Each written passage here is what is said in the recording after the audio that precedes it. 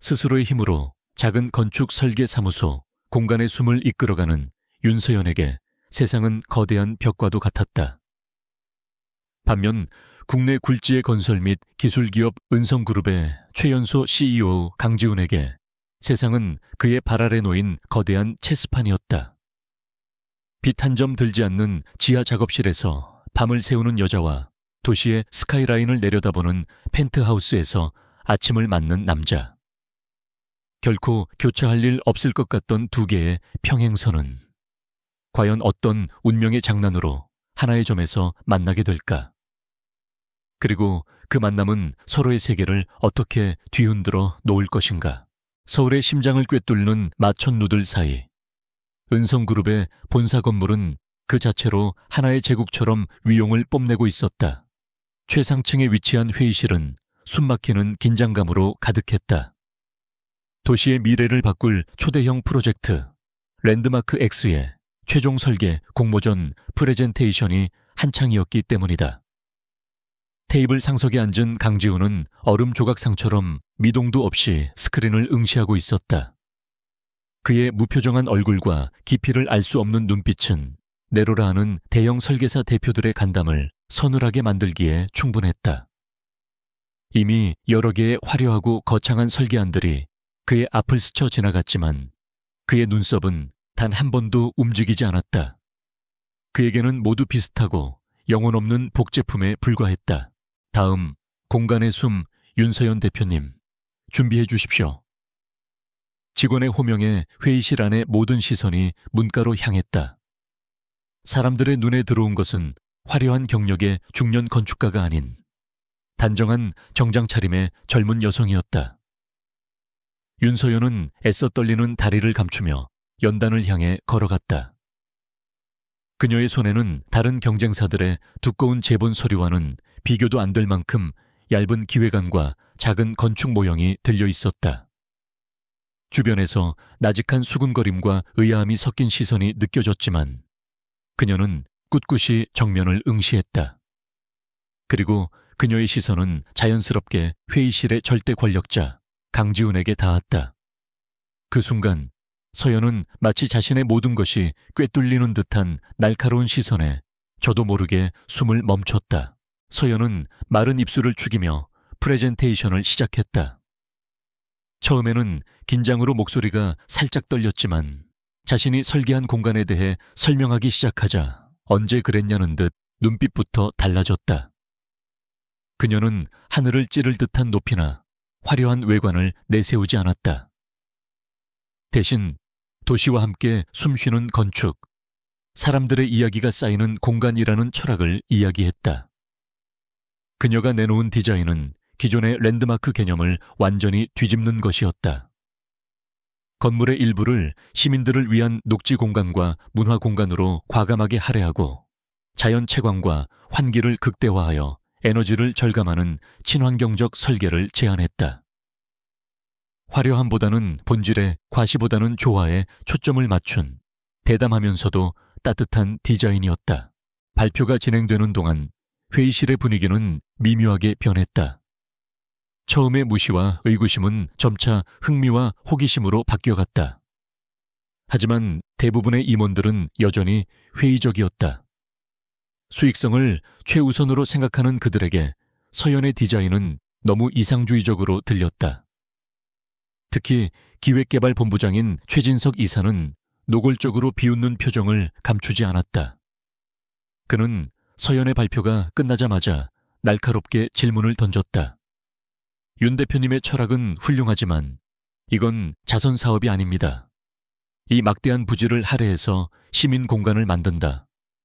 수익성 분석은 제대로 해보셨습니까? 솔직히 말해서 아마추어의 몽상처럼 들리는군요. 그의 말은 회의실 안에 회의적인 분위기에 쐐기를 박는 듯 했다. 서연은 순간 얼굴이 굳었지만 이내 침착하게 대답했다. 단기적인 수익성만 본다면 이사님의 말씀이 맞습니다. 하지만 저는 건축의 가치가 단순히 평당 분양가로만 결정된다고 생각하지 않습니다. 사람들이 사랑하고 자부심을 느끼는 공간이 되었을 때 그곳이 만들어내는 무형의 가치와 장기적인 파급 효과는 숫자로 환산할 수 없을 겁니다. 랜드마크 X는 단순히 가장 높은 건물이 아니라 서울 시민들의 마음속에 가장 깊이 자리 잡는 건물이 되어야 한다고 생각합니다. 그녀의 목소리는 떨리지 않았다. 자신의 신념을 이야기하는 그녀의 눈은 그 어느 때보다 단단하게 빛나고 있었다. 그때까지 침묵을 지키던 강지훈이 처음으로 입을 열었다. 그의 나직한 목소리에 소란스럽던 회의실이 순간 찬물을 끼얹은 듯 조용해졌다. 설계안이 미완성이군요. 그의 말은 긍정도 부정도 아니었다. 하지만 그 안에는 모든 것을 꿰뚫어 보는 듯 단 냉철함이 담겨 있었다. 서연은 심장이 내려앉는 것 같았다. 그가 지적한 대로였다. 작은 사무소의 역량으로는 방대한 기술적 데이터와 정교한 시뮬레이션까지 완벽하게 구현하는 데 한계가 있었다. 그녀는 자신의 가장 큰 약점을 정통으로 찔린 기분이었다. 고개를 숙이려는 찰나 지훈의 다음 말이 이어졌다. 하지만 아이디어의 심장은 살아있군요. 모든 임원들의 시선이 강지훈에게로 쏠렸다. 그의 입에서 나온 예상 밖의 평가에 최진석 이사의 얼굴이 순간 굳어졌다. 지훈은 자리에서 일어나 천천히 서연이 만든 건축 모형으로 다가갔다. 그는 마치 귀한 보석을 다루듯 조심스러운 손길로 모형을 이리저리 돌려보았다. 그의 시선은 건물의 외형이 아닌 건물 사이사이에 난 바람길과 햇빛이 들어오는 각도, 그리고 사람들이 머물게 될 작은 공간들에 머물러 있었다. 한참 동안 모형을 들여다보던 그는 고개를 들어 서연을 바라보았다. 그의 눈빛은 더 이상 평가자의 날카로움이 아니었다. 그것은 마치 흥미로운 장난감을 발견한 아이와도 같은 순수한 지적 호기심과 알 수 없는 끌림이 뒤섞인 눈빛이었다. 이 숨 쉬는 공간이라는 개념, 마음에 듭니다. 강지훈은 짧은 한마디를 남기고 다시 자리로 돌아갔다.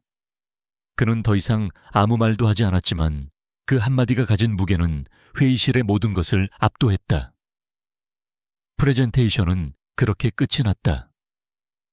서연은 멍한 상태로 자신의 짐을 챙겨 회의실을 빠져나왔다.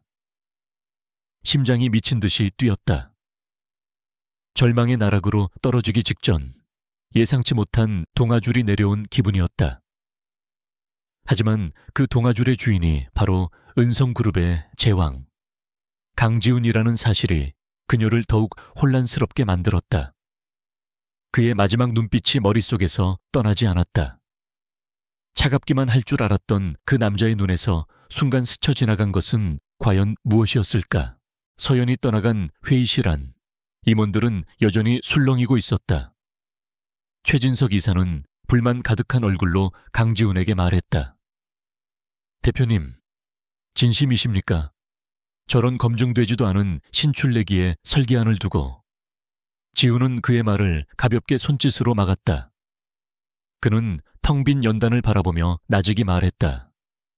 최 이사, 당신 눈에는 저게 그저 미완성 설계안으로만 보였나?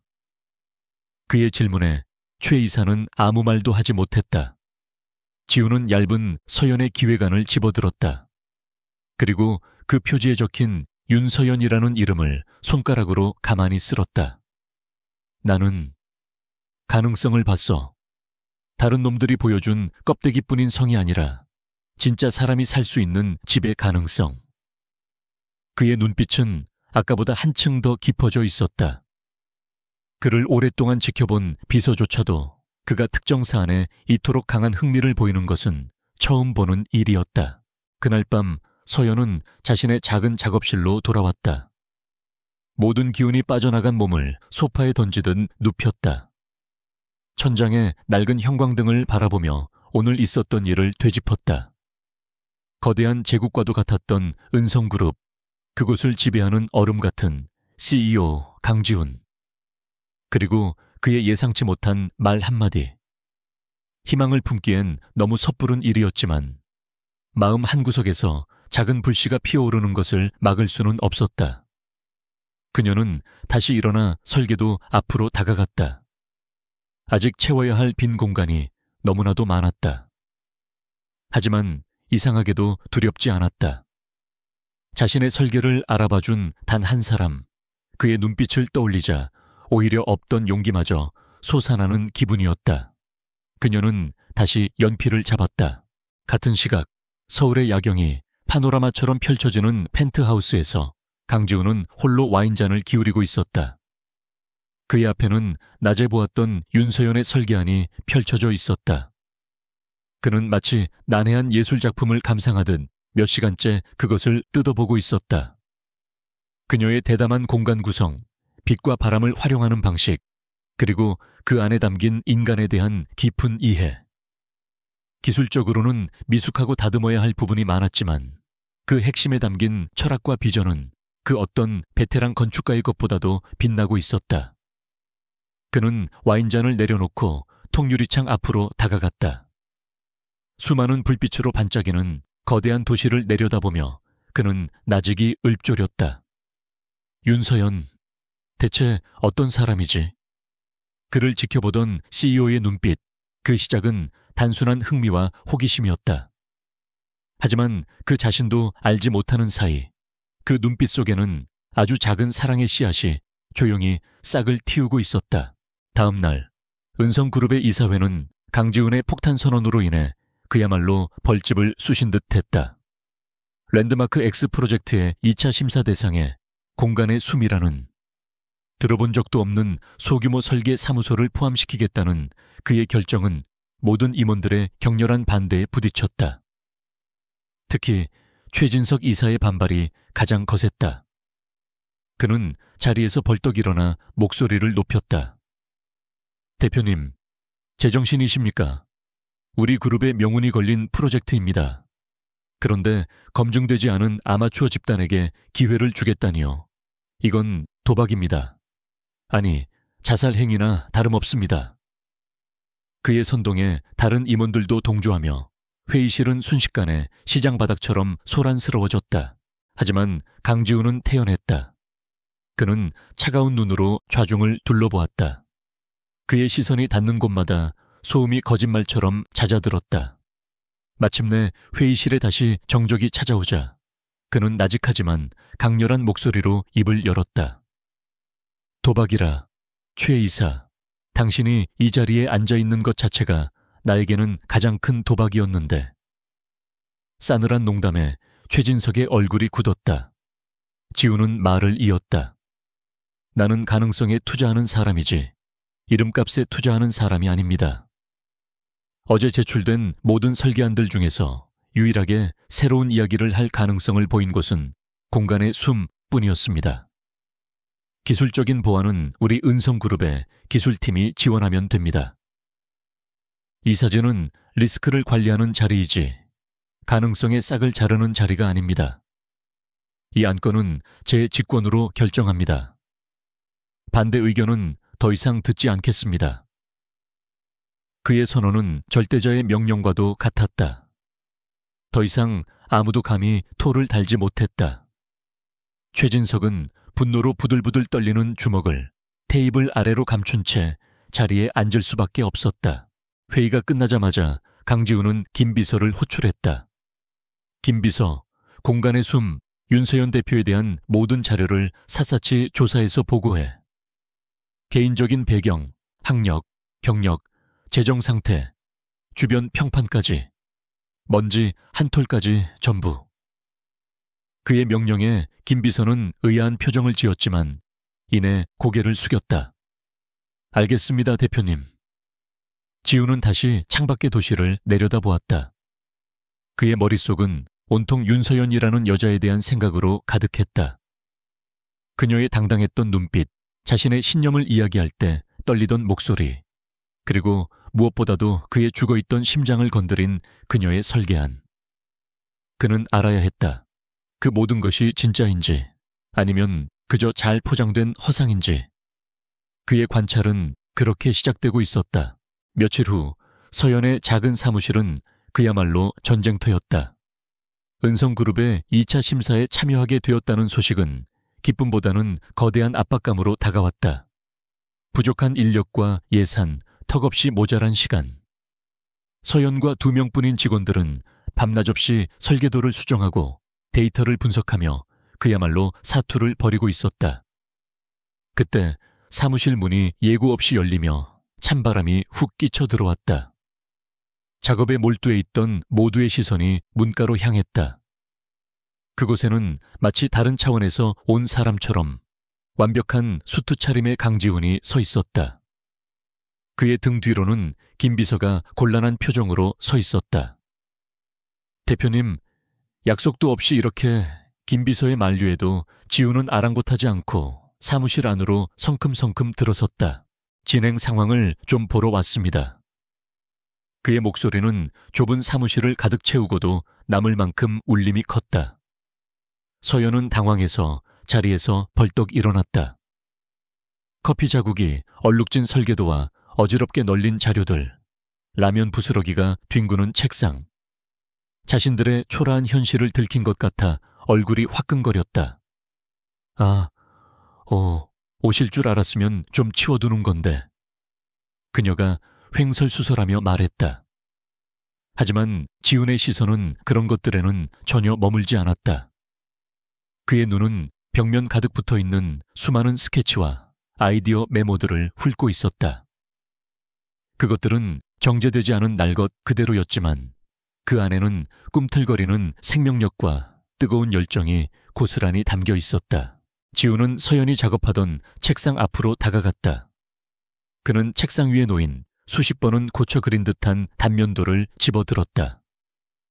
그의 날카로운 눈이 도면 위를 빠르게 훑었다. 이 부분 하중 계산에 오류가 있군요. 그리고 이쪽의 공조 시스템은 효율이 떨어집니다. 그의 지적은 칼날처럼 정확하고 예리했다. 서연은 순간 숨이 멎는 것 같았다. 며칠 밤낮을 고민해도 풀리지 않던 문제들을 그는 단 몇 초 만에 간파해냈다. CEO라는 직함 뒤에 가려져 있던 기술과 설계에 대한 그의 무시무시한 통찰력에 전율이 일었다. 하지만 그는 비난하는 대신 연필을 들어 도면의 빈 공간에 무언가를 빠르게 그려나가기 시작했다. 그의 손끝에서 복잡했던 구조는 단순하고 명쾌하게 재구성되었고 막혀있던 동선은 시원하게 뚫렸다. 이렇게 수정하면 구조적 안정성을 확보하면서 동시에 개방감도 살릴 수 있을 겁니다.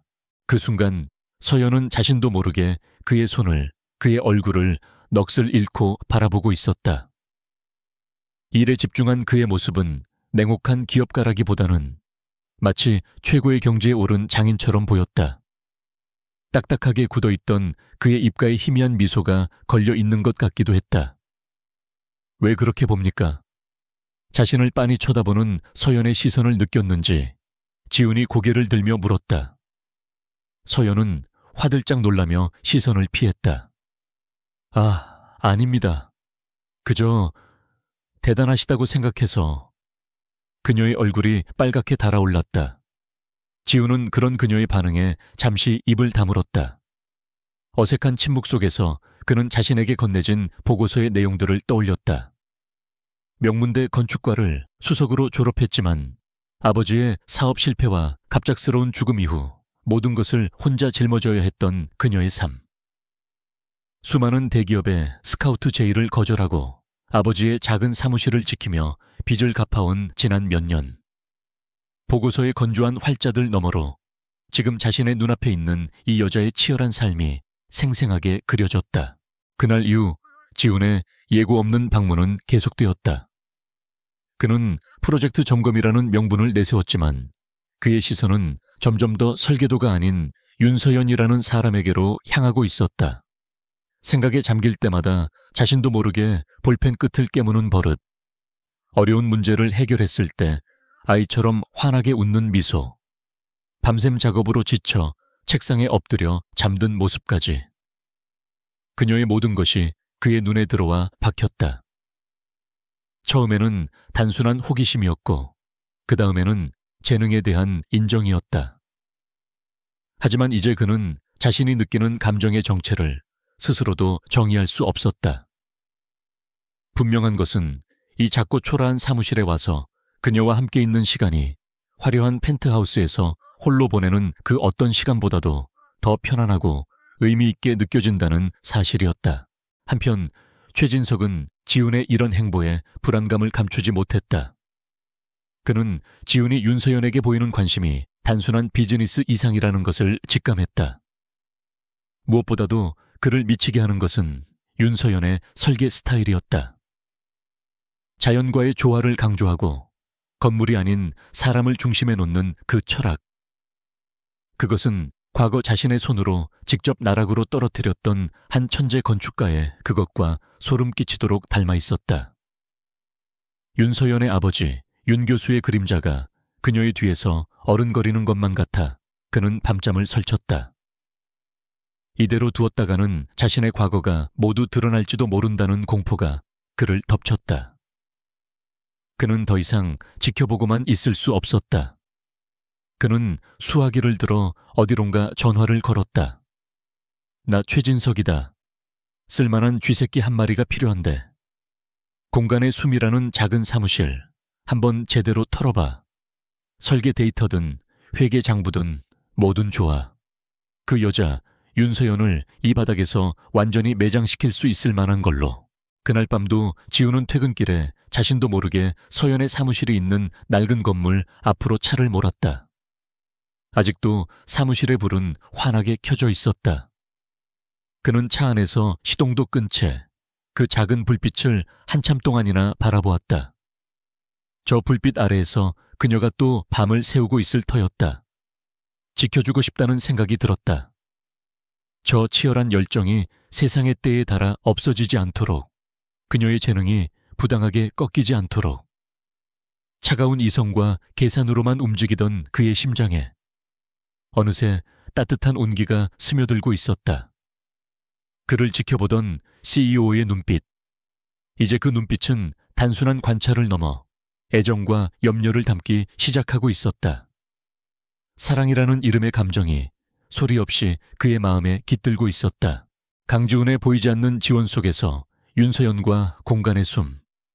팀원들은 날개를 단듯했다. 며칠 밤낮으로 이어진 사투 끝에 그들은 마침내 랜드마크 X 프로젝트의 2차 심사를 위한 중간 설계안을 완성했다. 기술적으로 미흡했던 부분들은 은성그룹 기술팀의 자문을 받아 보강했고, 서연의 독창적인 아이디어는 더욱 정교하고 현실적인 형태로 다듬어졌다.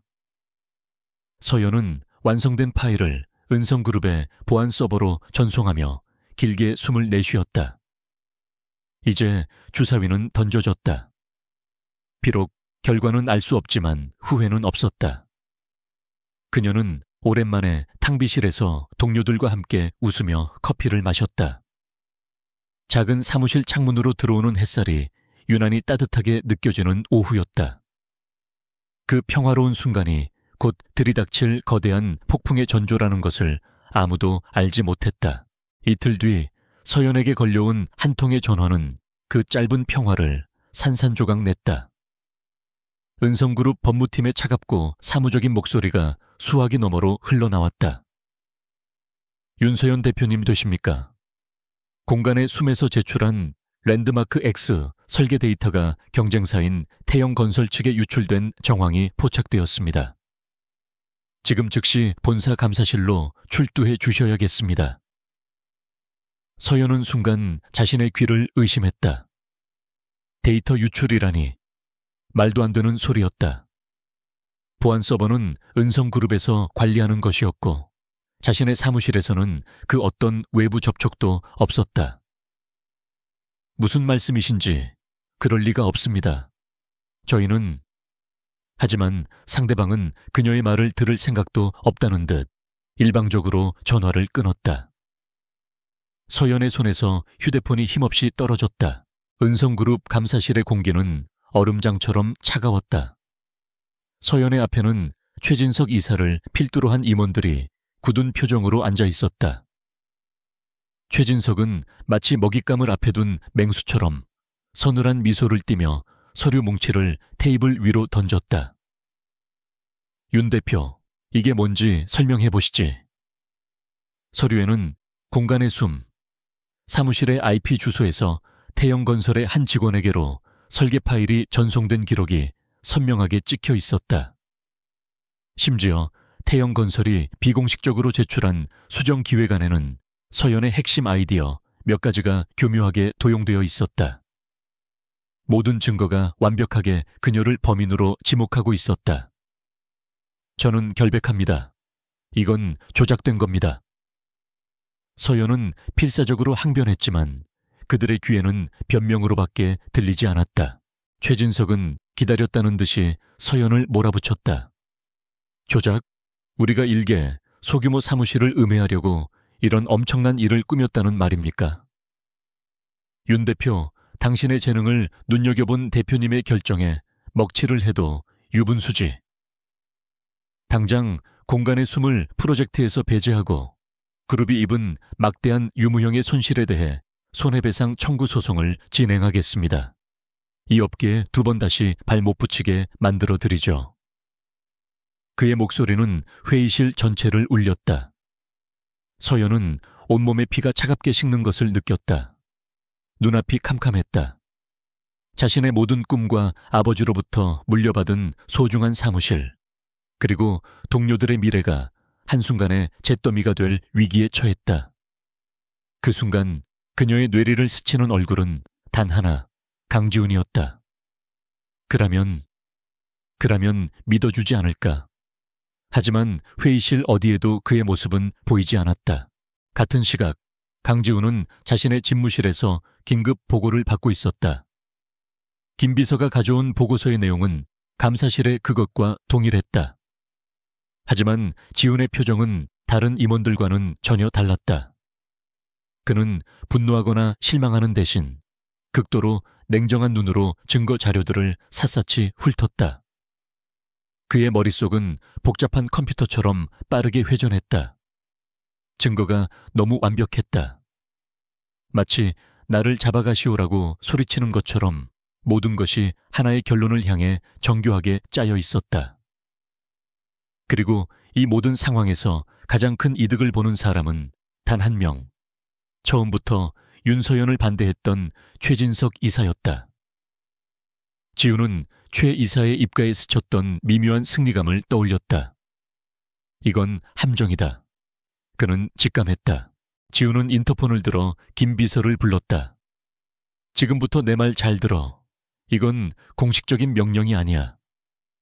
그룹 내에서 가장 신뢰할 수 있는 사이버 보안팀 인원 2명만 조용히 내 방으로 들여보내. 어떤 기록도 남기지 말고 누구에게도 발설해서는 안 된다고 전해. 김 비서는 지훈의 어조에 담긴 심상치 않은 기운을 감지하고 군말 없이 움직였다. 잠시 후 2명의 젊은 보안 전문가가 지훈의 앞에 섰다. 지훈은 그들에게 이번 데이터 유출 사건의 로그 기록을 건넸다. 이 기록 어딘가 이상하지 않나? 너무 깨끗해. 프로의 솜씨라면 이렇게 대놓고 족적을 남기진 않아. 다시 한번 샅샅이 훑어봐. 먼지보다 작은 흔적이라도 좋으니 비정상적인 데이터 흐름을 찾아내. 그의 눈은 얼음처럼 차가웠지만 그 안에는 반드시 진실을 찾아내고야 말겠다는 뜨거운 불꽃이 타오르고 있었다. 서연에게는 지옥과도 같은 시간이 흘렀다. 그녀의 사무실은 압수수색을 당했고 업계에는 그녀가 산업 스파이라는 악의적인 소문이 파다하게 퍼졌다. 그녀를 믿고 따르던 직원들조차 불안한 눈빛을 감추지 못했다. 서연은 며칠 동안 식음을 전폐하고 작업실에 틀어박혔다. 억울함과 배신감에 눈물이 쏟아졌지만 이내 이를 악물었다. 무너질 수 없었다. 여기서 포기하면 자신의 결백을 증명할 기회조차 영원히 사라져버릴 터였다. 그녀는 컴퓨터를 켜고 자신이 아는 모든 지식을 총동원하여 자신의 IP 기록과 서버 접속 기록을 스스로 파헤치기 시작했다. 거대한 권력 앞에서 한 개인의 발버둥은 무의미해 보였지만 그녀는 멈추지 않았다. 최종 징계위원회가 열리는 날 아침, 서연은 헬쑥한 얼굴로 은성그룹 본사를 다시 찾았다. 모든 것을 체념한 듯 보이면서도 그녀의 눈빛만은 아직 죽지 않았다. 회의실에 들어서자 최진석이 승리자의 여유로운 미소로 그녀를 맞았다. 윤 대표, 마지막으로 할 말이라도 있습니까? 지금이라도 잘못을 인정하면 소송 금액을 조금은 깎아줄 용의가 있는데. 그의 비아냥의 서연은 대답 대신 그를 똑바로 노려볼 뿐이었다. 징계위원장이 판결문을 읽기 위해 입을 여는 순간이었다. 잠깐만. 육중한 회의실 문이 열리며 강지훈이 들어섰다. 그의 등장은 모든 이의 예상을 깬 것이었다. 최진석의 얼굴에서 미소가 순식간에 사라졌다. 지훈은 태연하게 회의장 안으로 걸어 들어와 자신의 자리에 앉았다. 그리고는 들고 온 태블릿 PC를 대형 스크린에 연결했다. 징계 결정을 내리기 전에 모두에게 보여줄 것이 있습니다. 스크린에는 복잡한 데이터 흐름도가 나타났다. 지훈은 레이저 포인터로 특정 지점을 가리켰다. 공간의 숨에서 태형 건설로 파일이 넘어간 것처럼 보이지만 사실 그 중간에 눈에 보이지 않는 경유지가 하나 더 있었습니다. 동유럽에 위치한 가상 서버입니다. 데이터 패킷이 이곳을 0.1초라는 찰나의 순간에 거쳐가면서 발신지 IP가 공간의 숨의 것으로 조작된 겁니다. 전형적인 중간자 공격, Man in the Middle Attack, 수법이죠. 즉, 이번 유출은 내부 소행이 아니라 우리 프로젝트 전체를 노린 외부의 전문 해커 소행일 가능성이 매우 높다는 결론입니다. 회의실에는 숨막히는 정적이 흘렀다. 아무도 예상치 못한 반전에 임원들은 서로의 얼굴만 쳐다볼 뿐이었다. 최진석의 얼굴은 하얗게 질려 있었다. 지훈은 그 증거를 제시하면서도 최진석을 단 한 번도 쳐다보지 않았다. 하지만 그의 모든 말은 최진석의 심장을 겨누는 비수와도 같았다. 지훈은 담담하게 결론을 내렸다.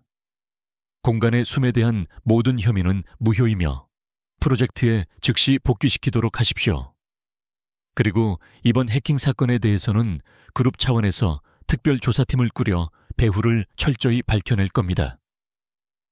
우리 시스템에 감히 손을 댄 자가 누구든 반드시 대가를 치르게 될 테니까요. 그의 선언에 아무도 이의를 제기하지 못했다. 회의가 끝나고 텅 빈 복도에 서연과 지훈, 단둘만 남았다. 서연은 여전히 눈앞의 상황이 믿기지 않는다는 듯 멍한 표정이었다. 그녀는 떨리는 목소리로 겨우 입을 열었다. 어떻게 이걸... 그리고 왜 저를 도와주신 겁니까? 모두가 저를 범인이라고 했는데. 그녀의 눈에 뜨거운 눈물이 고였다. 지훈은 그런 그녀를 잠시 말없이 바라보았다. 그의 마음속에서는 수많은 감정이 휘몰아쳤지만 입 밖으로 나온 말은 지독히도 건조하고 차가웠다. 나는 손해보는 투자는 하지 않습니다. 내 투자가 건전한지 확인했을 뿐 그 이상도 이하도 아닙니다. 그는 자신의 진심을 감춘 채 일부러 비즈니스적인 대답을 내놓았다. 서연은 그의 말에 고마움과 동시에 알 수 없는 서운함을 느꼈다. 그가 자신을 구원해 주었지만 동시에 그가 가진 거대한 힘과 알 수 없는 속내는 그녀와 그 사이에 더 높은 벽을 쌓아 올리는 것만 같았다. 구원자의 손길은 따뜻했지만 그가 선 자리는 너무나도 멀고 아득하게 느껴졌다. 사건은 일단락되었지만 윤서연의 마음속에는 해결되지 않은 거대한 의문이 남았다. 강지훈, 그는 왜 자신을 도왔을까? 손해보는 투자는 하지 않는다는 그의 말은 표면적인 이유일 뿐 그 이면에는 분명 다른 무언가가 있을 터였다. 그의 도움이 고마우면서도 서연은 그에게 보이지 않는 빚을 진 것만 같은 불편함을 떨칠 수 없었다. 거대한 권력의 변덕으로 한순간에 나락으로 떨어졌다가 또 다른 변덕으로 구원받은 자신의 처지가 위태롭게 느껴졌다. 공간의 숨. 사무실은 예전의 활기를 되찾았지만 서연의 얼굴에서는 웃음기가 사라졌다. 그녀는 창밖의 은성그룹 본사 건물을 볼 때마다 복잡한 감정에 휩싸였다. 그곳은 이제 그녀에게 기회의 땅인 동시에 알 수 없는 위험이 도살인 미지의 영역이었다. 주말을 맞아 서연은 마음을 정리할 겸 아버지의 유품이 보관된 창고를 찾았다.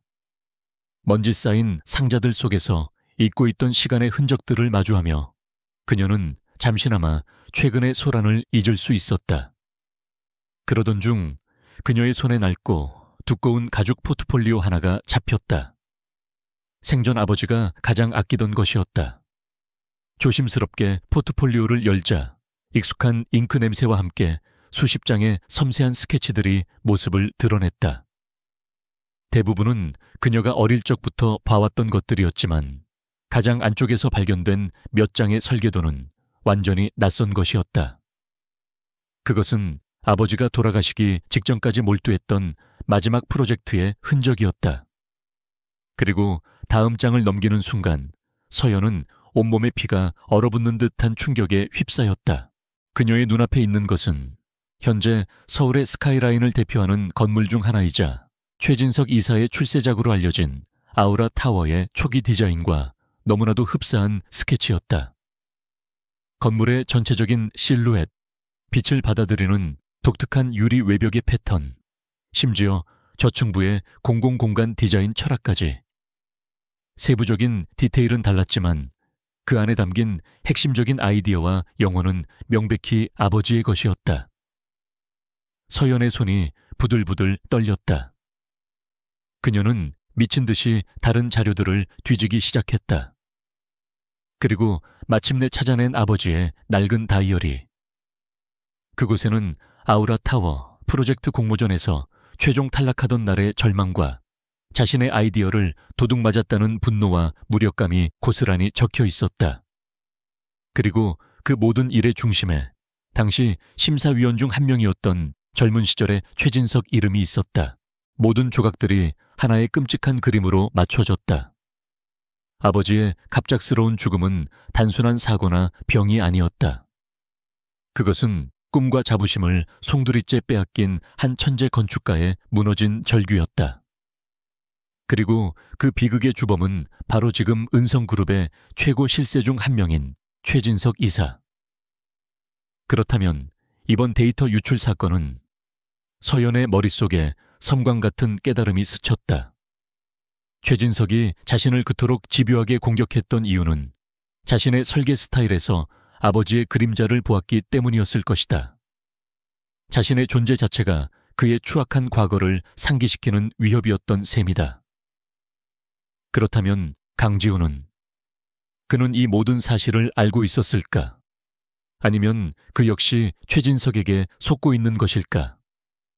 은성그룹이라는 거대한 이름 아래 과연 어디까지가 진실이고 어디까지가 거짓인지 알 수 없었다. 그날 이후 서연은 강지훈을 대하는 태도를 완전히 바꾸었다.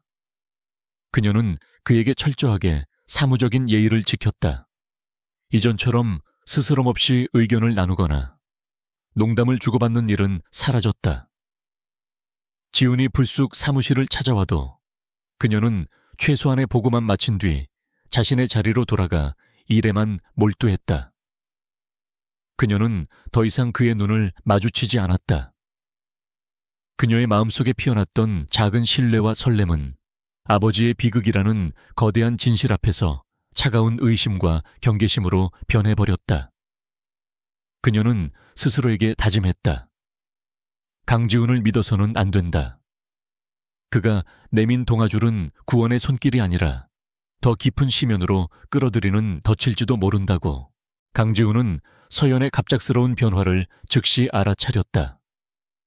며칠 전까지만 해도 자신을 보며 반짝이던 그녀의 눈은 이제 보이지 않는 유리벽 너머에 있는 것처럼 공허했다. 그는 프로젝트에 대한 논의를 핑계로 그녀에게 말을 걸었지만 돌아오는 것은 언제나 네 대표님, 검토해보겠습니다 대표님과 같은 단답형의 대답뿐이었다. 그녀가 쌓아 올린 벽은 너무나도 견고해서 그 어떤 틈도 보이지 않았다. 지훈은 답답했다. 자신이 무언가 실수를 한 것인지 그날 투자는 운운했던 자신의 서툰 말이 그녀에게 상처를 준 것인지 온갖 생각들이 머릿속을 헤집었다. 하지만 이유를 물을 수조차 없었다. 그녀가 허락한 거리는 딱 거기까지였기 때문이다. 어느 날 밤 야근을 하던 지우는 문득 서연의 사무실 불빛이 떠올라 무작정 차를 몰았다. 역시나 낡은 건물의 작은 창문은 환하게 빛나고 있었다. 그는 차 안에서 한참을 망설이다. 결국 그녀에게 전화를 걸었다. 아직 퇴근 안 했습니까? 마침 근처를 지나던 길인데 저녁 식사라도 같이. 그의 말이 차에 끝나기도 전에 서연의 차가운 목소리가 그의 말을 끊었다. 죄송합니다, 대표님. 아직 할 일이 많이 남았습니다. 그리고 사적인 만남은 자제하는 것이 좋을 것 같습니다. 오해를 사고 싶지 않습니다. 그녀의 목소리에는 한치의 망설임도 없었다. 오해라는 단어가 비수처럼 지훈의 가슴에 박혔다. 전화가 끊기고 그는 허탈한 웃음을 지으며 핸들을 힘껏 움켜쥐었다. 그 순간 지훈은 비로소 깨달았다. 그녀의 냉담함에 이토록 가슴이 아픈 이유를. 그녀가 자신을 밀어내는 것이 단순히 프로젝트 파트너와의 관계가 틀어지는 것 이상의 고통으로 다가오는 이유를. 언제부터였을까? 회의실에서 당당하게 자신의 신념을 외치던 그녀를 처음 본 순간부터였을까? 아니면 엉망인 사무실에서 밤을 새우던 그녀의 지친 얼굴을 보았을 때부터였을까? 자신도 모르는 사이 그의 관찰은 애정이 되었고 그의 흥미는 그리움이 되어 있었다. 그는 윤서연이라는 여자에게 속수무책으로 빠져들고 있었던 것이다. 하지만 이제 그녀는 그를 향해 마음의 문을 굳게 닫아버렸다. 그녀의 마음을 얻기는커녕 그녀가 왜 자신을 밀어내는지조차 알 수 없는 이 무력감은 세상 모든 것을 자기 손안에 쥐고 흔들던 강지훈에게는 너무나도 낯설고 고통스러운 감정이었다. 한편 최진석은 불안감에 휩싸여 있었다. 강지훈이 꾸린 특별조사팀이 해킹 사건의 배후를 파고들수록 자신의 꼬리가 밟힐 위험도 커지고 있었다. 더군다나 최근 윤서연이 그녀의 아버지인 윤 교수의 과거 행적을 알아보고 다닌다는 첩보까지 입수되자 그의 불안은 극에 달했다. 그는 이대로 모든 것을 운에 맡길 수 없었다. 그는 다시 한번 어둠 속의 조력자에게 연락을 취했다. 이번에는 단순한 데이터 조작이 아니었다. 그는 더럽고 확실한 방법을 원했다. 윤서연의 뒤를 캐. 약점이 될 만한 건 뭐든지 찾아내. 돈 문제, 남자 문제, 뭐든 좋아. 만약 그런 게 없다면 만들어서라도 가져와. 수화기 너머로 들려오는 그의 목소리는 뱀처럼 차갑고 사악했다. 거대한 비극의 그림자가 아무것도 모르는 서연의 등 뒤로 소리 없이 다가오고 있었다. 강지훈은 윤서연이 쌓아 올린 보이지 않는 벽 앞에서 무력감을 느꼈다. 그가 내미는 모든 손길은 그녀의 경계심에 부딪혀 차갑게 되돌아왔다. 프로젝트는 표면적으로 순조롭게 진행되었지만 두 사람 사이의 공개는 살얼음판처럼 위태로웠다. 지훈은 답답함 속에서도 서연의 주변을 맴돌며 그녀를 지켜볼 수밖에 없었다. 한편 특별조사팀의 수사망이 점점 좁혀오자 극도의 불안감에 휩싸인 최진석은 더 이상 기다릴 수 없다고 판단했다. 윤서연을 직접 공격하는 것이 실패로 돌아갔고 오히려 강지훈의 경계심만 높여놓은 상황. 그는 타겟을 바꾸기로 결심했다. 뱀은 먹잇감을 직접 물기 전에 그 주변에 가장 약한 곳부터 공격하는 법이다. 그리고 강지훈의 가장 약한 고리는 바로 그의 그림자처럼 움직이는 충신들이었다. 최진석의 새로운 사냥감은 강지훈의 직속 부하이자 지난 데이터 유출 사건의 진실을 파헤치는데 결정적인 역할을 했던 보안팀의 박 팀장이었다. 박 팀장은 강지훈이 회장이었던 아버지 세대부터 모셔온 몇 안 되는 인물로 실력과 충성심 모두 의심의 여지가 없는 그의 오른팔이었다. 최진석은 박 팀장을 무너뜨리면 강지훈에게 심리적인 타격을 줌과 동시에 사건의 진실을 영원히 묻어버릴 수 있을 것이라 계산했다. 그는 자신의 더러운 뒷뒤를 처리해주는 해결색에 다시 한번 거액의 돈을 건넸다. 이번 지시는 지난번보다 훨씬 더 교활하고 악랄했다. 박 팀장의 모든 것을 털어, 그리고 그가 경쟁사에 내부 정보를 팔아넘긴 것처럼 꾸며 증거는 의심할 여지 없이 완벽해야 해. 며칠 후 은성그룹은 또다시 발칵 뒤집혔다. 내부 감사팀이 박 팀장의 차명 계좌에서 경쟁사인 태영건설의 고위 임원으로부터 흘러들어온 거액의 자금 흐름을 포착했다는 보고가 올라온 것이다. 심지어 그의 개인 컴퓨터에서는 랜드마크 X 프로젝트의 핵심 기술 데이터와 입찰 관련 기밀 정보가 담긴 암호화된 파일이 발견되었다. 모든 증거는 그가 오랫동안 그룹의 정보를 빼돌려온 산업 스파이라는 사실을 가리키고 있었다. 소식을 접한 강지훈은 처음에는 코웃음 쳤다. 박 팀장이 그럴 리 없었다. 그건 하늘이 두 쪽 나도 있을 수 없는 일이었다. 하지만 감사팀이 내민 증거들은 너무나도 구체적이고 명백해서 반박의 여지조차 찾기 힘들었다. 강지훈은 자신의 집무실로 박 팀장을 불렀다. 굳게 닫힌 문 너머로 어떤 대화가 오갔는지는 아무도 알지 못했다.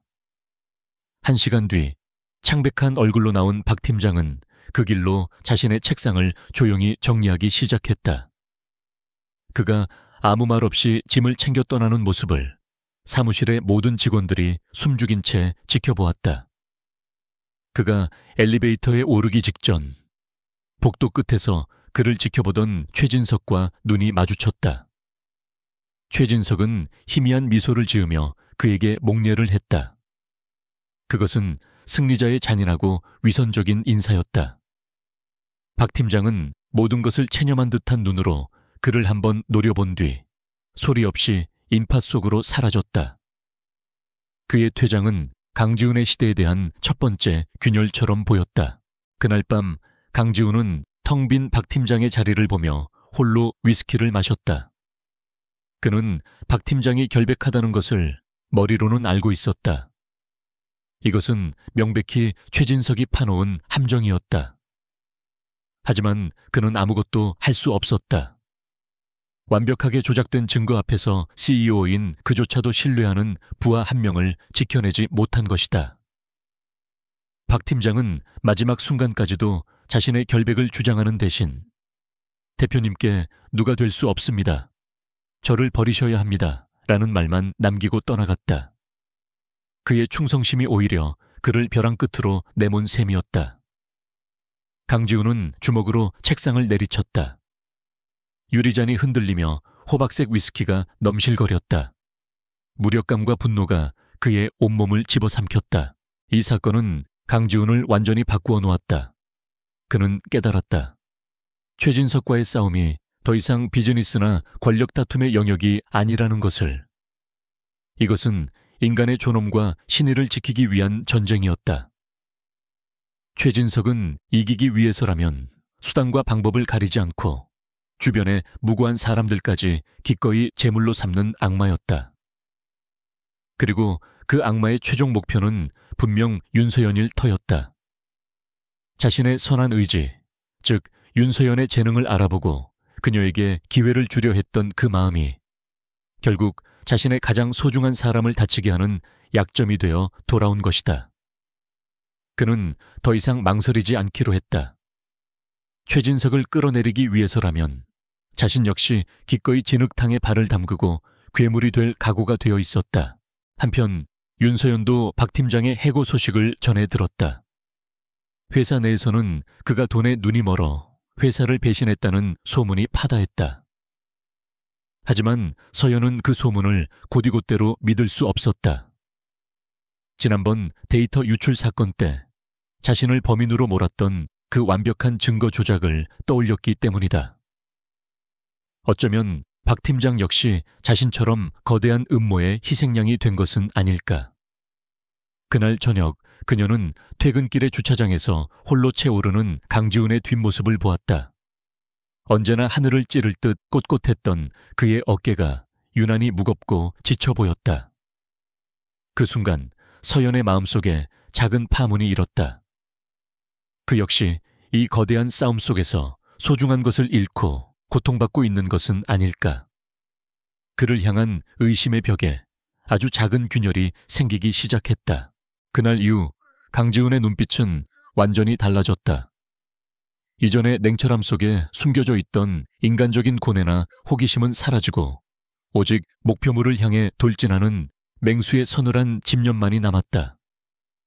그는 더 이상 윤서연의 사무실을 찾지 않았다. 대신 그는 김 비서를 통해 그녀의 신변 보호를 위한 보이지 않는 조치들을 취하고 자신은 어둠 속으로 깊이 들어갔다. 최진석의 비리 장부, 그의 약점을 쥐고 있는 인물들, 그가 과거에 저질렀던 모든 범죄의 흔적들. 그는 은성그룹의 모든 정보망과 자신의 인맥을 총동원하여 최진석의 숨통을 끊어놓을 비수를 찾기 시작했다. 선한 의지가 약점이 된다는 것을 깨달은 CEO. 이제 그는 자신의 가장 강력한 무기인 차가운 이성과 압도적인 힘으로 사랑하는 여자를 지키기 위한 마지막 전쟁을 준비하고 있었다. 강지훈은 더 이상 기다릴 수 없었다. 윤서연이 쌓아 올린 벽을 부술 수 있는 것은 오직 진실뿐이라는 것을 깨달았기 때문이다. 그날 밤 그는 공간의 숨 사무실 앞 어둠이 내려앉은 골목길에서 서성이며 그녀가 나오기만을 기다렸다. 마침내 낡은 건물 문이 열리고 지친 기색이 역력한 서연이 모습을 드러냈다. 그녀는 자신의 앞에 그림자처럼 서 있는 강지훈을 보고 화들짝 놀라며 뒷걸음질 쳤다. 경계심으로 가득 찬 그녀의 눈빛에 지훈은 가슴 한쪽이 아려왔지만 그는 애써 담담한 표정을 유지하며 입을 열었다. 나와 할 얘기가 있을 겁니다, 윤서연 씨. 그의 목소리는 낮고 진중했다. 평소에 냉정한 CEO의 목소리가 아닌 한 인간으로서의 절실함이 묻어 있었다. 지훈은 그녀를 자신의 차로 이끌었다. 서연은 망설였지만 그의 눈빛에 담긴 무언가가 그녀의 발걸음을 차 안으로 향하게 만들었다. 차는 서울의 야경이 한눈에 들어오는 인적이 드문 북악 스카이웨이의 한적한 곳에 멈춰 섰다. 차 안에는 무거운 침묵이 흘렀다. 먼저 침묵을 깬 것은 지훈이었다. 그는 운전대에 기댄 채 정면을 응시하며 말했다. 박 팀장 일 미안하게 됐습니다. 그는 나 때문에 희생된 겁니다. 서연은 예상치 못한 그의 사과에 아무 말도 할 수 없었다. 지훈은 말을 이었다. 지난번 데이터 유출 사건과 이번 박 팀장 건 모두 한 사람을 가리키고 있습니다. 최진석 이사, 그리고 그의 최종 목표는 내가 아니라 바로 당신입니다. 서연은 숨을 삼켰다. 저라고요? 도대체 왜? 그녀의 목소리가 떨렸다. 지훈은 마침내 고개를 돌려 그녀를 똑바로 바라보았다. 그의 눈빛은 그 어느 때보다 진지했다. 처음에는 나도 몰랐습니다. 왜 그가 당신처럼 작은 사무실의 대표에게 그토록 집착하는지. 하지만 조사를 하다가 한 가지 사실을 알게 됐습니다.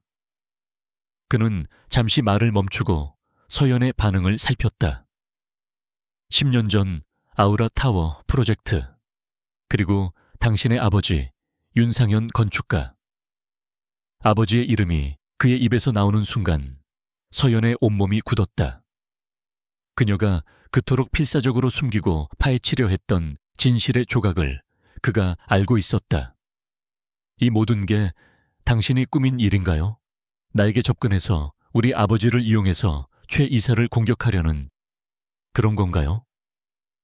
그녀의 목소리에는 배신감과 의심이 날카롭게 서려 있었다. 그녀의 날 선 반응에 지훈은 씁쓸한 미소를 지었다. 그렇게 생각할 만도 하겠지. 하지만 틀렸습니다. 그는 자신의 태블릿 PC를 켜서 그녀에게 건넸다. 화면에는 최진석의 과거 행적과 비자금 흐름에 대한 방대한 자료들이 정리되어 있었다. 나는 최 이사를 제거할 겁니다. 그가 은성그룹을 좀먹는 암적인 존재이기 때문이기도 하지만 더 중요한 것은 그가 당신과 당신의 아버님께 저지른 짓에 대한 대가를 치르게 하기 위해서입니다. 그는 서연이 보았던 아버지의 스케치와 아우라 타워의 설계 도면을 나란히 띄웠다. 공식적인 증거는 아직 부족합니다. 하지만 두 설계 안에 담긴 철학과 영혼이 같다는 것은 전문가가 아니더라도 알 수 있죠. 당신의 설계 안에서 내가 가능성을 보았던 이유도 아마 당신이 아버님의 재능과 철학을 그대로 물려받았기 때문일 겁니다. 서연은 태블릿 화면과 지훈의 얼굴을 번갈아 보며 혼란에 휩싸였다. 그의 말은 너무나도 논리적이었고 그가 제시한 자료들은 그녀가 혼자서는 결코 얻을 수 없었던 것들이었다.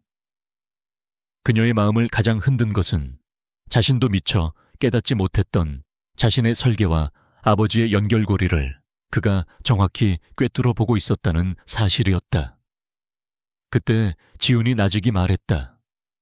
나는 내 사람을 지키지 못했습니다. 하지만 당신까지 그렇게 되게 둘 수는 없습니다. 윤서연 씨, 당신은 혼자가 아닙니다. 그의 목소리에 담긴 진심이 그녀가 쌓아 올렸던 의심의 벽을 마침내 허물어뜨렸다.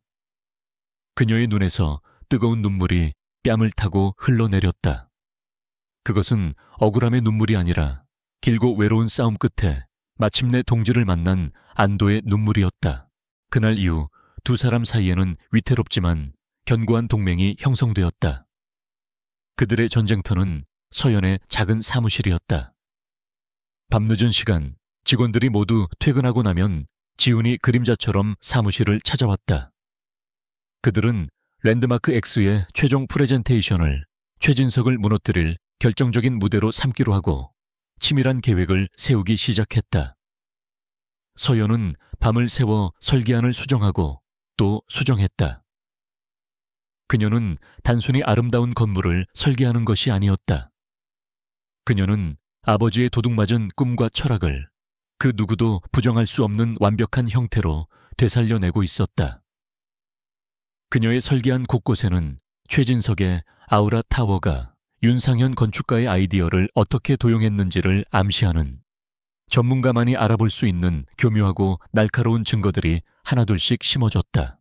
지훈은 그런 그녀의 곁을 묵묵히 지켰다. 그는 더 이상 그녀의 설계에 대해 조언하지 않았다. 대신 그녀가 지쳐 쓰러질 것 같으면 말없이 따뜻한 커피를 건넸고 밤샘 작업으로 추워하는 그녀의 어깨에 자신의 재킷을 덮어주었다. 함께 밤을 새우는 시간이 길어지면서 그들은 자연스럽게 서로의 깊은 상처를 공유하게 되었다. 서연은 아버지의 다이어리를 보여주며 꿈이 꺾인 한 남자의 마지막 절규에 대해 이야기했다. 지훈은 처음으로 자신의 가족사를 털어놓았다. 재벌가의 화려함 뒤에 숨겨진 암투 속에서 신의를 지키려다 모든 것을 잃었던 아버지의 쓸쓸한 뒷모습에 대해서. 그들은 너무나도 다른 세상에 살아왔지만 소중한 것을 지키기 위해 싸워야 했던 외로운 영혼이라는 점에서 서로를 닮아 있었다. 어느 새벽 거의 탈진 상태로 설계도에 매달려 있던 서연이 자신도 모르게 책상에 엎드려 잠이 들었다. 지훈은 조용히 다가가 그녀의 어깨를 덮어주었던 자신의 재킷을 여며주었다. 잠든 그녀의 얼굴에는 깊은 피로와 슬픔의 흔적이 남아 있었다. 그는 자신도 모르게 손을 뻗어 그녀의 뺨에 흘러내린 머리카락을 조심스럽게 쓸어 넘겼다. 그 순간 서연이 나직이 잠꼬대를 했다. 아빠. 그 한마디에 지훈의 심장이 쿵 하고 내려앉았다. 그는 이 여자를 지켜야만 했다. 자신의 모든 것을 걸어서라도 그는 더 이상 자신의 감정을 숨길 수 없었다. 이 감정은 단순한 연민이나 비즈니스 파트너십이 아니었다. 그것은 그의 얼어붙었던 심장을 녹여버린 명백한 사랑이었다. 며칠 후 최종 프레젠테이션을 하루 앞둔 마지막 밤. 모든 계획과 준비는 끝이 났다. 서연의 설계안은 이제 하나의 완벽한 예술 작품이자 최진석의 심장을 겨눌 가장 날카로운 비수가 되어 있었다. 지훈 역시 최진석의 비자금 내역과 배임, 횡령에 대한 결정적인 증거들을 모두 확보한 상태였다. 사무실에는 둘만이 남아 있었다. 밖에는 세찬 비가 내리고 있었다. 서연은 창밖을 바라보며 나직이 말했다. 무서워요. 만약 우리가 실패하면. 그녀의 목소리에는 숨길 수 없는 두려움이 묻어 있었다. 지우는 그런 그녀의 곁으로 다가가 그녀의 어깨를 부드럽게 감싸 안았다. 실패하지 않아. 그는 그녀의 몸을 돌려 자신을 마주보게 했다. 내가 그렇게 두지 않을 테니까. 그리고 그는 천천히 고개를 숙여 그녀의 입술에 입을 맞추었다. 빗소리만이 가득한 정적 속에서 두 사람의 길고 외로웠던 싸움은 마침내 하나의 뜨거운 마음으로 합쳐지고 있었다. 폭풍 전야 그들의 위태로운 동맹은 사랑이라는 이름으로 완성되고 있었다. 라인드마크 X 프로젝트의 최종 프레젠테이션이 열리는 은성그룹 컨벤션 홀은 대한민국 재계와 언론의 모든 관심이 집중된 전쟁터와도 같았다. 수백 명의 이사진, 투자자, 그리고 기자들이 숨죽인 채 단상을 지켜보고 있었다. 그들의 시선이 향한 곳에는 윤서연과 강지훈, 그리고 그 맞은편의 모든 것을 잃을 위기에 처했음을 까맣게 모른 채 자신만만한 미소를 짓고 있는 최진석이 앉아 있었다. 강지훈은 얼음처럼 차가운 표정으로 정면을 응시하고 있었고, 윤서연은 겉으로는 담담했지만 테이블 아래에서 가늘게 떨리는 자신의 손을 마주 잡고 있었다. 어젯밤 폭풍우 속에서 나눴던 키스가 그녀에게 용기를 주었지만 거대한 적 앞에서 선 인간적인 두려움까지 없애주지는 못했다. 사회자의 소개와 함께 먼저 단상에 오른 것은 최진석이었다. 그는 노련한 승부사답게 화려한 3D 영상과 데이터를 동원하여 좌중을 압도하기 시작했다. 그가 제시한 설계안은 거대하고 웅장했으며 모든 공간이 철저하게 수익성 위주로 계산된 그야말로 돈이 되는 건물이었다. 그는 막대한 예상 수익과 그로 인한 그룹의 주가 상승치를 그래프로 보여주며 투자자들의 마음을 흔들었다. 여러분, 랜드마크란 무엇입니까? 바로 그 도시의 부와 권력을 상징하는 것입니다. 랜드마크 X는 은성그룹의 위상을, 나아가 대한민국의 경제력을 전 세계에 과시하는 기념비가 될 것입니다. 그의 선동적인 연설에 장내에서는 감탄과 함께 박수갈채가 터져 나왔다. 최진석은 만족스러운 미소를 지으며 자리로 돌아와 서연을 향해 경멸과 승리가 뒤섞인 눈빛을 보냈다. 마침내 공간의 숨, 윤서연 대표라는 호명과 함께 서연이 자리에서 일어섰다. 그녀가 단상으로 걸어가는 짧은 순간이 영혼처럼 길게 느껴졌다. 그녀의 손에는 화려한 영상 파일 대신 낡은 가죽 포트폴리오 하나가 들려 있었다. 장내는 의아함으로 술렁였다. 그녀는 최진석처럼 스크린을 먼저 켜는 대신 차분한 목소리로 입을 열었다. 제가 생각하는 랜드마크는 조금 다릅니다. 저는 건물이 그 자체로 목적이 되어서는 안 된다고 믿습니다. 건물은 사람들의 삶을 담는 그릇이며 시간과 이야기가 쌓이는 터전이 되어야 합니다. 그녀의 목소리는 작았지만 이상하게도 소란스러운 장내를 조용히 만드는 힘이 있었다. 그녀는 스크린의 첫 번째 이미지를 띄웠다. 그것은 화려한 건물의 조감도가 아닌 숨이라는 한 글자였다. 제 설계의 핵심 철학은 숨입니다. 도시와 건물이 함께 숨쉬고 건물과 사람이 함께 숨쉬는 공간. 자연의 빛과 바람을 최대한 안으로 끌어들이고 사람들이 그 안에서 잠시나마 숨을 고를 수 있는 쉼터를 만드는 것이 제 목표였습니다. 그녀는 자신이 설계한 공간 하나하나를 설명하기 시작했다. 옥상의 일부를 시민들을 위한 작은 공원으로 만들고 건물 내부에 작은 도서관과 갤러리를 만들어 지역사회에 개방하는 계획. 그녀의 설계안은 최진석의 것과 정반대로 철저하게 사람을 향해 있었다. 처음에는 회의적이었던 사람들의 표정이 조금씩 변하기 시작했다. 그리고 마침내 결정적인 순간이 왔다. 서연은 건축의 영혼과 계승이라는 제목의 페이지를 띄웠다. 훌륭한 건축 철학은 세대를 넘어 이어집니다. 때로는 스승에게서 제자에게로, 때로는 아버지에게서 자식에게로. 그녀는 자신의 설계 안에 담긴 핵심적인 공간 구획 방식과 디자인 패턴을 보여주었다. 그리고 다음 화면, 그녀는 아우라 타워의 똑같은 부분을 나란히 띄웠다. 장내가 다시 술렁이기 시작했다. 너무나도 닮아있는 두 개의 디자인. 최진석의 얼굴이 순간 굳어졌다. 서연은 멈추지 않았다. 어떤 분들은 이것이 모방이라고 생각하실지도 모르겠습니다. 하지만 이것은 모방이 아니라 원류 유한 류로의 회귀입니다. 그녀는 마침내 아버지의 낡은 스케치북을 실물 화상기 위에 올려놓았다. 10년이라는 세월의 흔적이 고스란히 담긴 연필로 그려진 섬세한 스케치들이 대형 스크린에 클로즈업되었다. 날짜와 서명까지 선명했다. 이것은 10년 전 제 아버지이자 스승이셨던 구 윤상현 건축가께서 아우라 타워 공모전을 위해 밤을 새워 그리셨던 설계안의 일부입니다. 보시는 바와 같이 최진석 이사님의 대표작 아우라 타워에 담긴 독창적인 아이디어는 사실은 이름 없는 건축가의 도둑맞은 꿈이었습니다. 그녀의 외침은 컨벤션 홀 전체를 뒤흔들었다. 모든 카메라의 플래시가 일제히 터졌고 장내는 아수라장이 되었다. 최진석이 얼굴이 시뻘개져서 자리에서 벌떡 일어났다. 거짓말, 저건 전부 조작된 거야.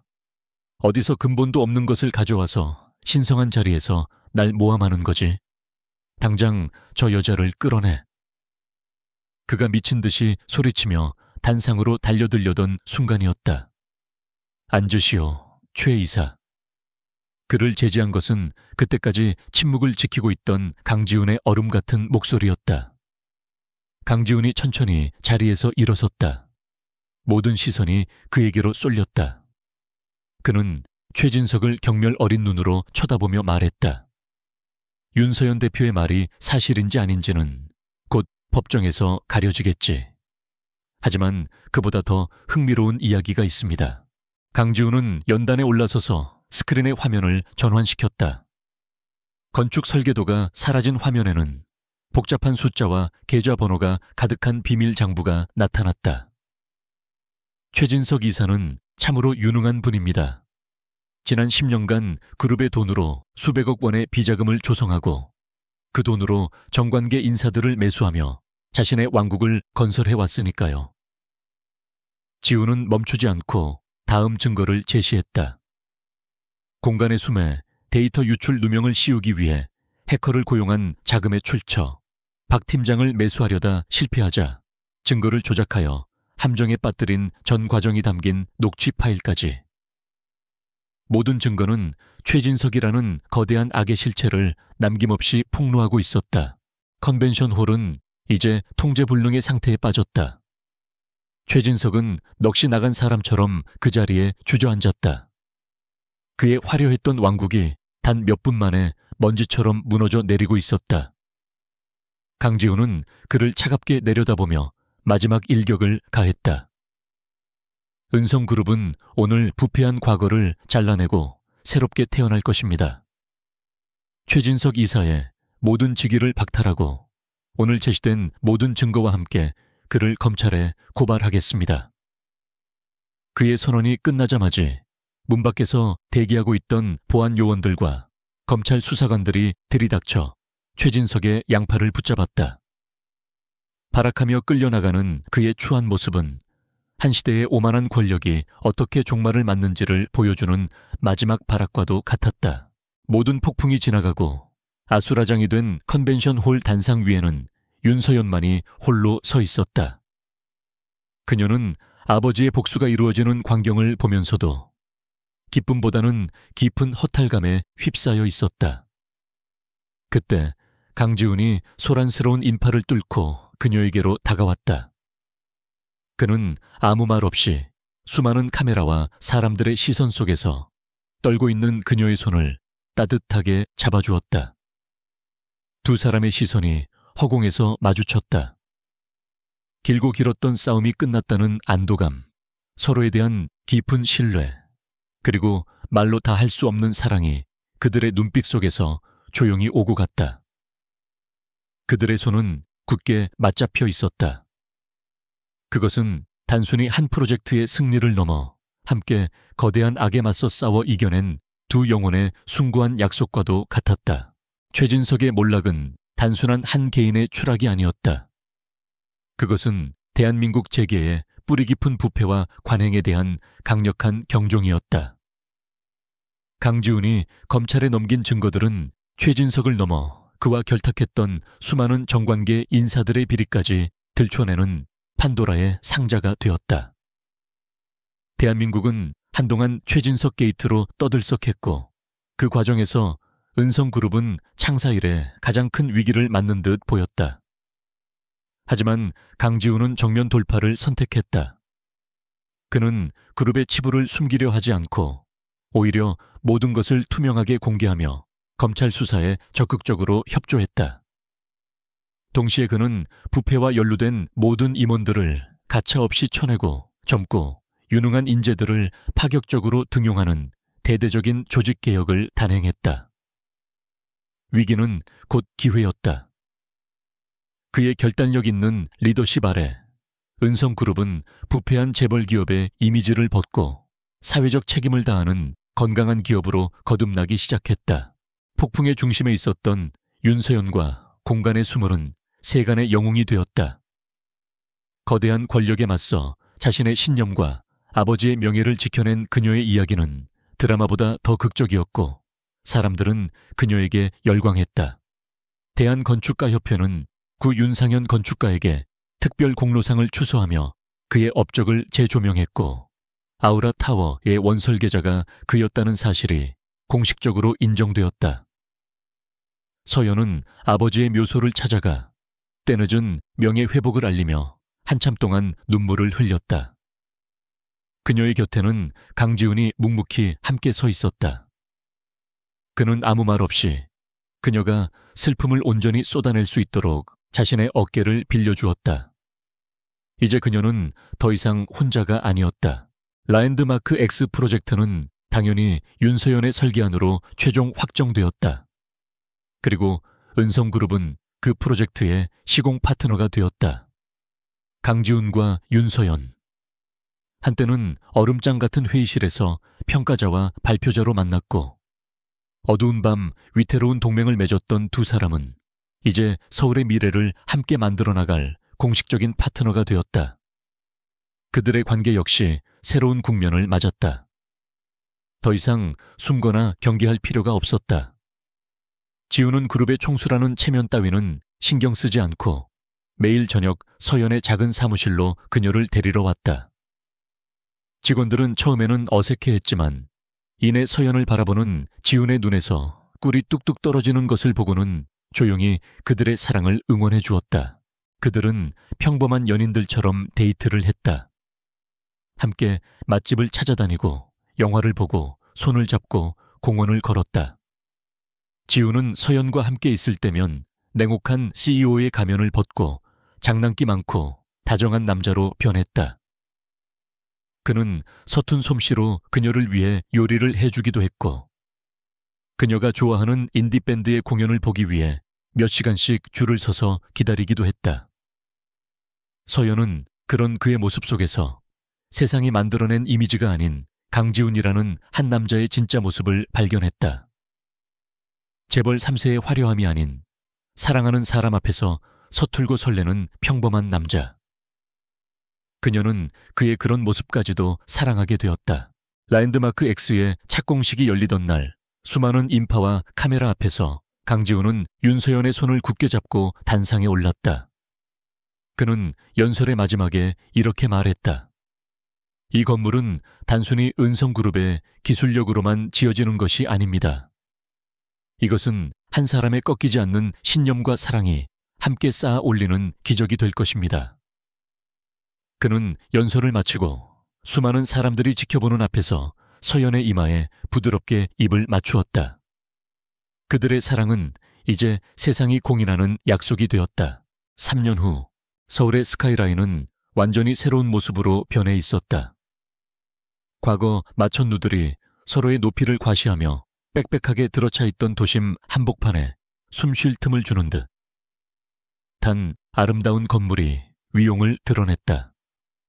그것이 바로 랜드마크 X였다. 건물은 하늘을 찌를 듯 높았지만 위압적이지 않았고 화려했지만 주변과 조화를 이루었다. 저층부의 공원과 갤러리, 도서관은 언제나 시민들로 북적였고 건물 외벽을 타고 흐르는 녹색 식물들은 계절마다 다른 색의 옷을 갈아입었다. 랜드마크 X는 단순한 건물이 아니라 서울 시민들이 가장 사랑하고 자부심을 느끼는 도시의 새로운 심장이 되어 있었다.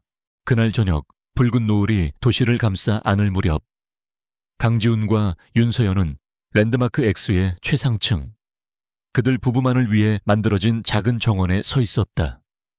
서연의 손가락에서는 결혼 반지가 다이아몬드처럼 빛나고 있었고 그녀는 이제 제법 불러온 배를 소중하게 감싸 안고 있었다. 지우는 그런 그녀를 뒤에서 따뜻하게 껴안으며 그녀의 어깨에 턱을 괴었다. 기억나? 여기서 처음 당신의 설계안을 봤을 때 나는 그냥 호기심 많은 관찰자였는데. 그의 목소리는 더없이 부드러웠다. 서연이 미소 지으며 그의 손 위로 자신의 손을 포겠다. 그 관찰자의 눈빛이 얼마나 무서웠는지 알아요? 심장까지 꿰뚫어 보는 줄 알았다고요. 그때는 몰랐지. 내 심장이 먼저 꿰뚫리고 있었다는 걸. 지훈이 그녀의 귓가에 속삭이며 그녀의 머리카락에 입을 맞추었다. 두 사람은 한참 동안 말없이 자신들이 함께 만들어낸 기적 같은 풍경을 바라보았다. 수많은 사람들의 웃음소리가 바람을 타고 아득하게 들려오는 듯했다. 서연이 조용히 입을 열었다. 고마워요. 내 꿈을 지켜줘서. 그리고 내 세상을 지켜줘서. 지우는 그녀를 자신의 쪽으로 돌려쓰고 그녀의 눈을 깊이 들여다보았다. 그의 눈에는 더 이상 차가운 야심이나 고독의 그림자는 없었다. 오직 한 여자에 대한 깊고 따뜻한 사랑만이 가득했다. 내가 지킨 게 아니야. 당신의 사랑이 나의 세상을 구원한 거지. 그는 천천히 고개를 숙여 그녀의 입술에 입을 맞추었다. 한때 그녀를 그저 지켜보기만 하던 CEO. 어느새 그 눈빛에 사랑이 깃들었고 그 사랑은 마침내 두 개의 세상을 하나로 이어 도시의 미래를 짓는 위대한 힘이 되었다. 노을빛으로 물든 하늘 아래 두 사람의 행복한 입맞춤이 영원처럼 이어지고 있었다.